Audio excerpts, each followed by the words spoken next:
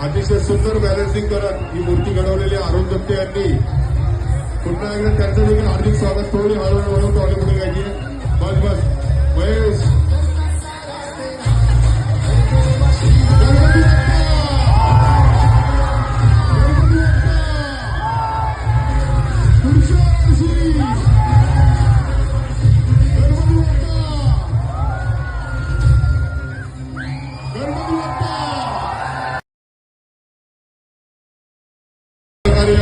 आमच्या मैत्री फाउंडेशनला द्यायचं आहे. अतिशय सुंदर बॅलन्सिंग करत ही मूर्ती घडवलेली अरुण दत्ते यांनी पुन्हा एकदा त्यांचं देखील हार्दिक स्वागत. थोडी हळूहळू हळू ट्रॉली पुढे घ्यायची.